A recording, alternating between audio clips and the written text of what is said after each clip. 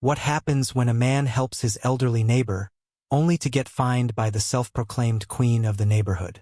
What he did next made her pay every single time she passed his driveway. You ever do something kind and immediately regret it? No, I mean instantly. Like your brain is still warming up from doing a good deed. But the universe already hit reply all with some nonsense you did not sign up for. That's exactly how this all started. With a box of canned goods and a smile. Let me explain.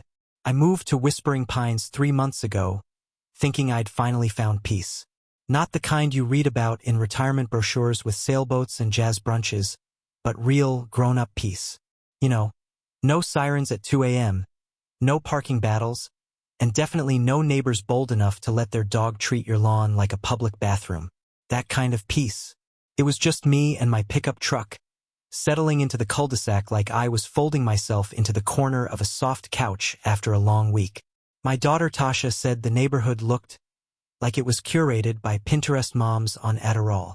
That girl got too much sarcasm from me, but she's not wrong. The lawns looked like they got Botox.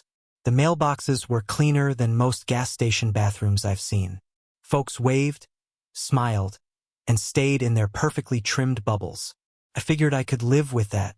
So when Miss Edna, 87, cane-walking, God-fearing, peach cobbler-making legend, told me her grandson forgot to pick up the donation box for the veterans' shelter, I said, "Don't worry, I got it." All I did was park my truck right in front of her house. Right there by the curb like a normal person. 10 minutes tops. I loaded 2 boxes in the bed and was back behind the wheel before my radio even finished one full Al Green song. And that, apparently, was a declaration of war. I didn't even make it back inside before I saw her, Karen Worthington, standing across the street, arms crossed, clipboard in hand, face like she sucked a lemon and blamed me for the taste. She had that hairstyle, you know the one. Short, sharp, more angles than kindness. She looked like the CEO of passive-aggressive newsletters. And the way she was watching me, like I just parked a UFO on her petunias. Now I'd heard whispers about her. "That's the HOA vice president," somebody told me during move-in week. Real stickler for the rules. Another neighbor just rolled his eyes and mumbled something about fines for leaving his trash bin out for 12 minutes past pickup. But I'm a grown man. I pay my bills. I cut my grass. I vote. I wasn't about to stress over one sideways glance from a woman whose eyebrows hadn't moved since the Clinton administration. Until the letter came. 2 days later. Not a knock. Not a call. Not a conversation. But an official HOA notice in my mailbox. Fine. $115. Reason: unauthorized parking in a common-use visual corridor. Now, I'm not a man easily rattled. But what in the vanilla latte hell is a visual corridor? And since when did kindness come with a price tag? I figured it had to be a mistake. I walked across the street, polite as ever, and rang her doorbell. Ding dong. She opened like she'd been waiting, clipboard already in hand. "Who does that?" I smiled. "Hey, just wanted to ask about this fine." She cut me off like I was a telemarketer offering extended car warranties. "You parked in front of community greenery," she said, cool as the ice in her lemon water. "There are guidelines. You received them in your welcome packet."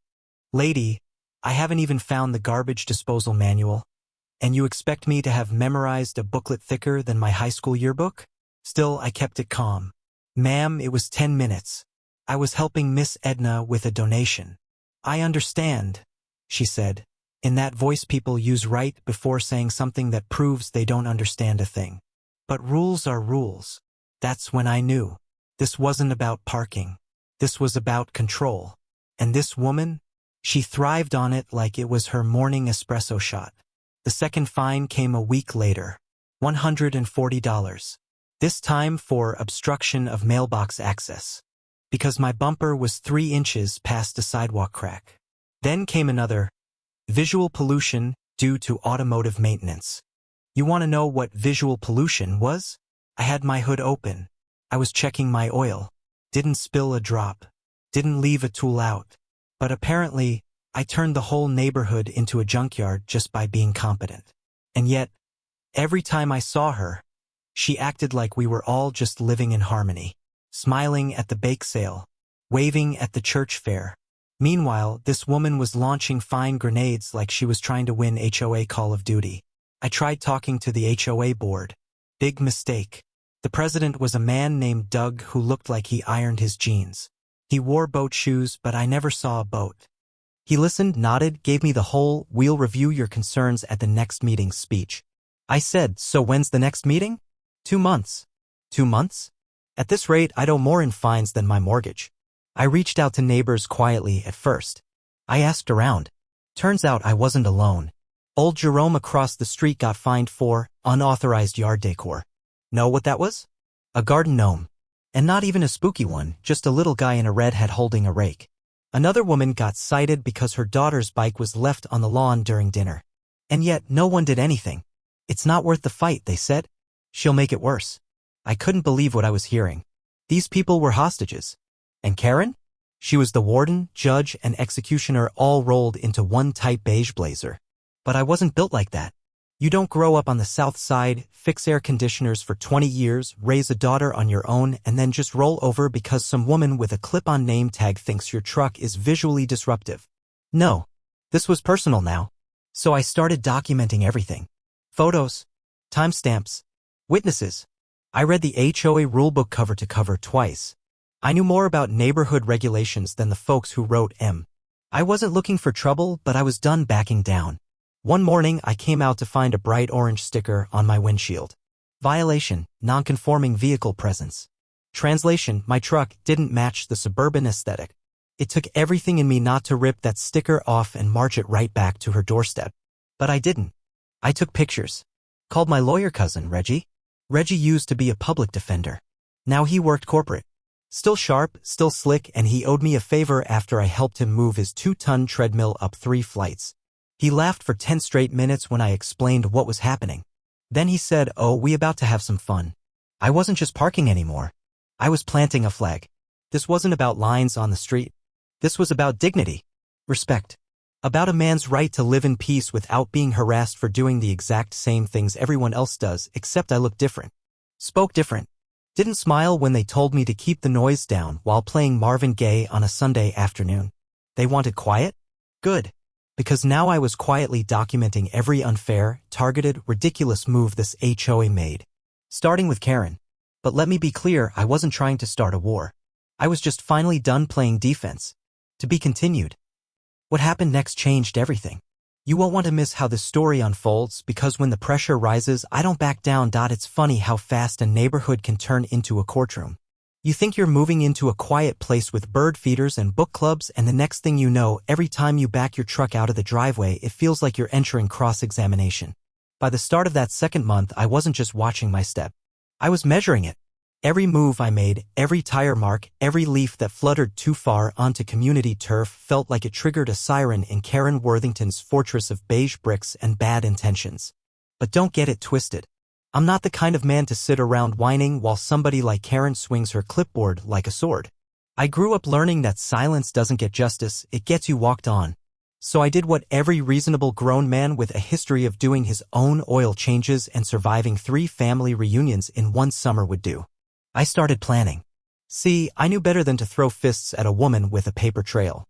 You don't wrestle with a skunk and expect to come out clean. But you can outsmart one. And my dad didn't raise a fool. First thing I did? I marked out every square inch of my own land, driveway to back fence, just to make sure I knew what I owned better than Karen thought she did. Second thing? I installed cameras. Full 360 coverage. And no, not the cheap kind you get on sale during holiday weekends. I'm talking military grade, weatherproof, with live feed I could check from my phone. Why? Because the only thing worse than a neighbor who plays games is one who lies when she loses. And something told me Karen was the kind of woman who would say the sky was green if it gave her an edge in a hearing.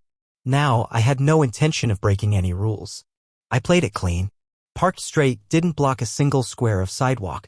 I even started using a leveler app on my phone to make sure my truck wasn't tilting too aggressively, since apparently that was a new complaint filed by the HOA's Visual Harmony Committee, which, surprise, was just Karen and her best friend Patty in matching sweaters. But then it happened. One Thursday morning, right after dropping Tasha off at school, I came home to a tow truck parked across my driveway. A tow truck. The driver, some teenager who looked like he couldn't change a tire without Google, was halfway through hooking up my truck. I stormed out. "Hey, you touch my vehicle again and we're gonna have a problem." He looked up, confused, then mumbled, "I was told this was an unauthorized vehicle." "By who?" "Lady across the street. HOA vice president." That was it. I called the police. Not because I needed backup, but because if Karen was going to escalate, then I was gonna make sure every inch of this circus was documented, legal, and locked down tighter than Fort Knox. Officer showed up. Friendly enough guy. Listened to both sides. Took notes. Even apologized to me off the record. "Sir," he said, "I can't make this official, but between you and me, she files more complaints than anyone in the county. We call her the neighborhood watchtower." I couldn't help but chuckle at that. Not because it was funny, because it was true. And what's worse? Karen didn't even flinch. She stood across the street, arms folded, sipping some drink with a straw like this was her victory parade. You would think after the officer explained she had no authority to tow a vehicle from private property, she'd back off. Wrong. Next morning? Certified letter from the HOA. New fine, $250. Reason? Violation of environmental standards due to vehicular idling. Apparently, the 30 seconds my truck was running while I spoke to the officer was a threat to the neighborhood air quality. Let me say that again. I got fined for talking to the police in my own driveway. That was the day I realized something important. This wasn't about rules. This was about me. You ever walk into a room and know folks already made up their minds about you? That's what Whispering Pines had turned into. The man with the deep voice and pickup truck? He must be up to something. The one with Marvin Gaye playing on Sundays? He's disturbing the peace. The guy who parks in front of Miss Edna's house to deliver food? Rule breaker. Troublemaker. Doesn't belong. And Karen? She wasn't just enforcing the rules. She was making sure the rules bent to her vision of the neighborhood, a vision where people like me were tolerated but never truly welcome. But I wasn't about to be run off by a woman whose only claim to power was a laminated badge and a superiority complex the size of Texas. So I started talking. Loudly. To neighbors. To the mailman. To the delivery drivers. To anyone who had been fined, threatened, or just plain worn down by Karen's reign of HOA terror. Turns out I wasn't alone. Not even close. Old Jerome? Turns out he'd been fined for seasonal lights past curfew because his grandkids forgot to turn off their pumpkins the day after Halloween. Tamika from 2 doors down? Got fined because her wind chimes were audibly intrusive. Yeah, wind chimes. The HOA board had become Karen's puppet show and the rest of us were dancing on strings. So I held a cookout. That's right. On a Sunday. With ribs, soul music, corn on the cob, the whole nine. I invited everyone. No agenda, no speeches. Just folks being folks. Laughing. Eating. Sharing stories. And Karen? She called the police. Said it was an unauthorized gathering. They showed up, of course. Talked to me. Took one look around, kids playing, seniors on folding chairs, a grill that smelled like heaven, and said, "Sir, this isn't a disturbance. This is a community." That shook her. I saw it in her face. Because for once, someone told her no. But don't think she gave up. Oh no. 2 days later? Another fine. Community disruption due to vehicle crowding.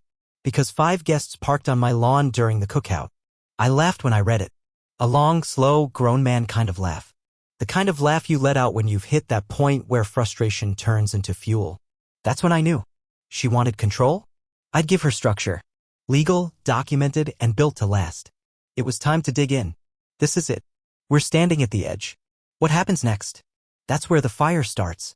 You've waited for the moment where everything turns and you're about to see how I flip the whole game on its head. You ever had a moment when you stopped being polite? I don't mean yelling, throwing things, or making a scene. I mean that shift, that deep, soul-level shift where you stop giving folks the benefit of the doubt because the doubt done packed up and left months ago. That was me. Standing in my own driveway holding my 9th HOA violation in 6 weeks, reading words so ridiculous I had to reread them just to confirm I hadn't fallen into some parody of suburbia. Excessive visual activity during sunset hours. That's what it said. Like I had control over sunlight. Like I told the sun, "Hey, turn up that golden hour glow, I'm trying to break the HOA. I had wind chimes, a rocking chair, and a daughter who liked to sit out front and do her homework in peace. But to Karen? That was a disruption. So you know what I did? I sat down at my desk and started sketching. See, people underestimate an electrician who knows zoning codes. They think because you wear work boots and drive a truck, your mind don't run like a blueprint.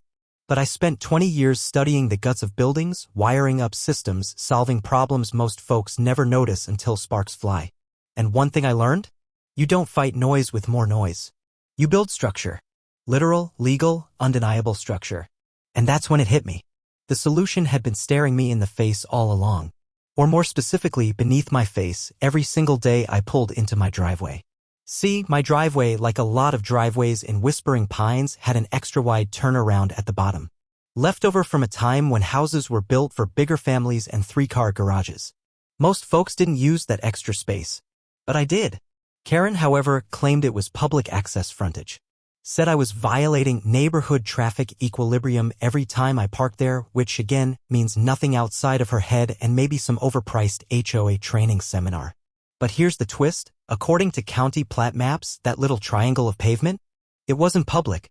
It wasn't shared. It was mine. Completely, legally, privately owned. I paid taxes on it.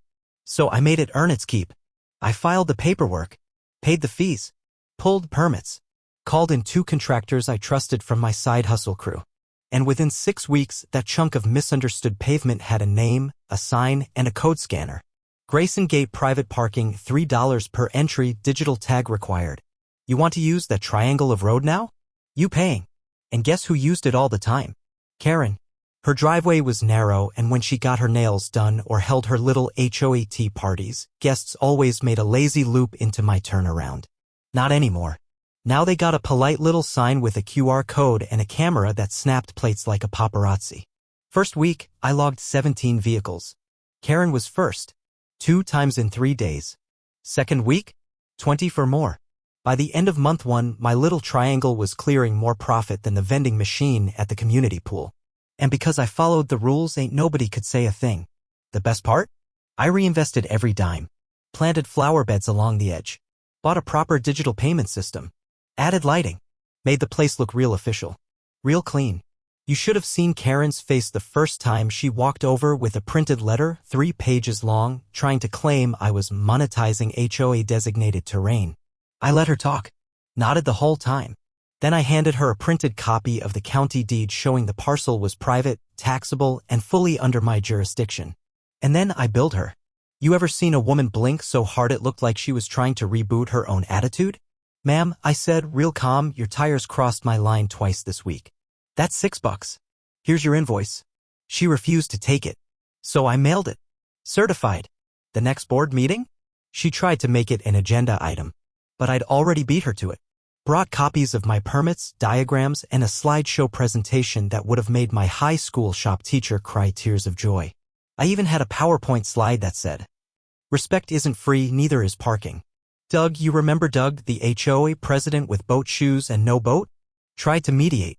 Asked if I'd consider relaxing enforcement for the sake of neighborhood harmony. I smiled. Doug, you ever pay 9 separate fines in a month for just living your life? He looked away. Didn't say another word. That's when it flipped. Neighbors started talking. Loudly. Tamika asked if I could install another gate post on her driveway too. Jerome said, shoot, can I put up a toll booth on my sidewalk if I gotta deal with this madness? People were tired. You could feel it in the air. The illusion of Karen's control, the fear, the silencing, it was crumbling. She doubled down, of course. Started calling code enforcement.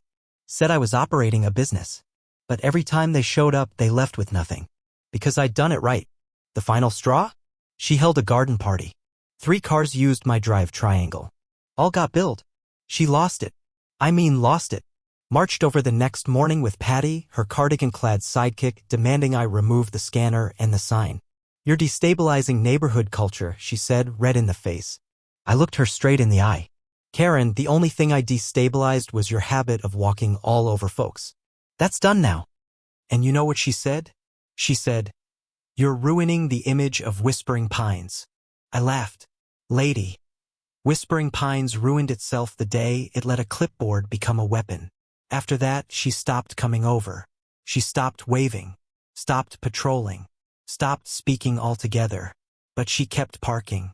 And guess what? She kept paying. Not to me directly, of course. She never mailed a check.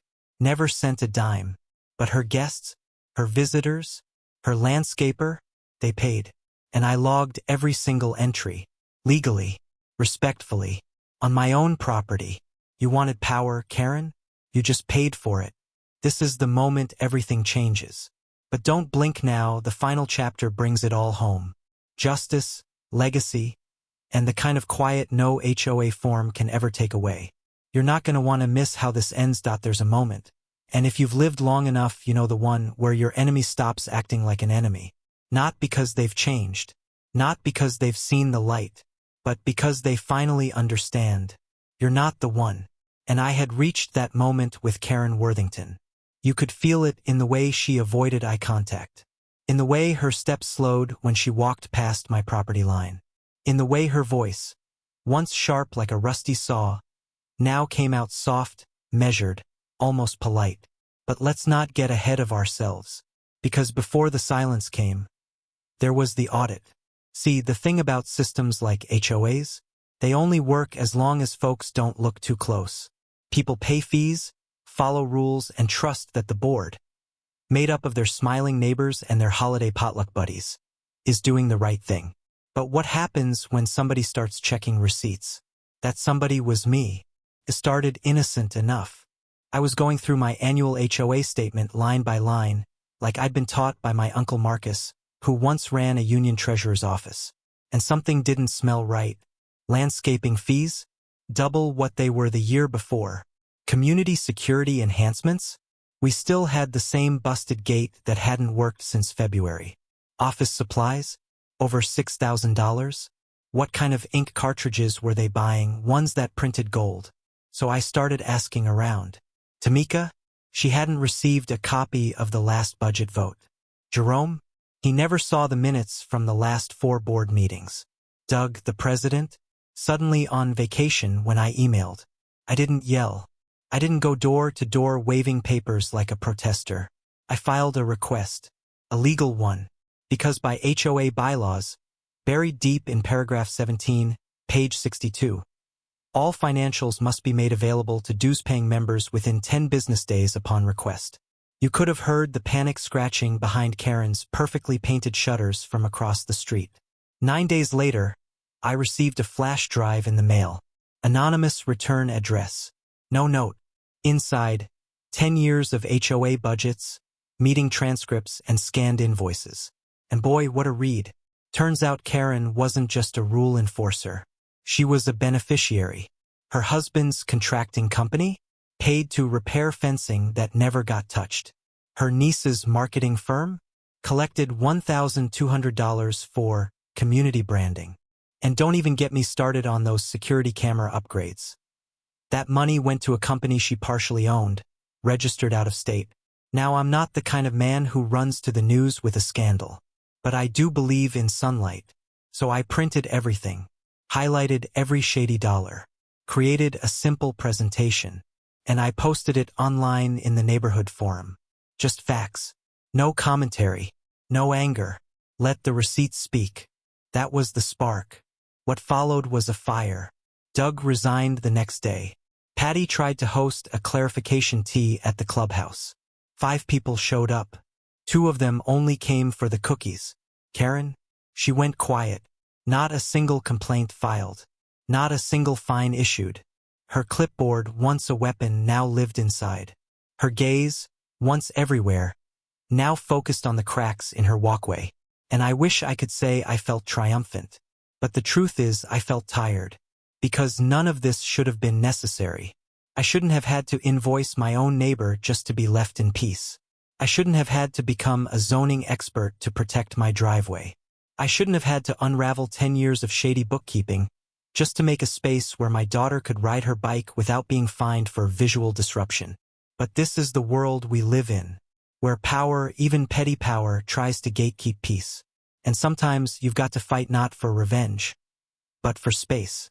The kind that can't be measured in inches or permits, but in dignity, in breath, in knowing you belong without permission. So I took it further, not out of spite, out of principle. I ran for the HOA board. I didn't campaign, didn't post yard signs. Just stood at the monthly meeting and said, "My name's Simon. I shovel my own driveway, raise my daughter with respect, and I believe nobody should be scared to park in front of their house. I won. Unanimously. You ever see someone clap with the tiniest little golf clap you've ever heard? That was Karen in the back row, hands barely tapping together like they were afraid to wake up her guilt. We didn't remove her. We didn't humiliate her. But we changed the rules. Gone were the fines for aesthetic violations. Gone were the made-up citations for visual clutter. We passed a resolution that every HOA complaint had to be backed by documented impact, not just preference. And all financial decisions over $500 had to be approved by a member-wide vote. In other words, we took the power back. And something else happened too. Miss Edna started gardening again.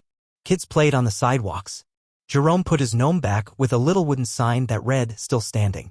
It was slow, but it was real. As for Karen, one Sunday, about 3 months later, I saw her walking past my driveway.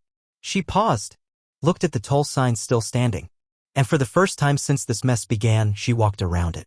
Didn't cross the line, didn't try me. Then she did something I didn't expect. She stopped, turned, and said I overstepped. Just that. I nodded. I know. She nodded back, and kept walking. She never apologized for the fines. Never paid the invoices. But I wasn't interested in repayment. I got what I came for. Peace. Not handed to me. Not granted. But earned. With patience. With strategy. And with the quiet kind of strength no clipboard can measure. And the best part? Every time one of her guests still parks on my little triangle, they pay. And I keep the money in a jar labeled Neighborhood Fund, for when good folks get tired of playing nice. Because you can charge me once, but you'll pay me forever.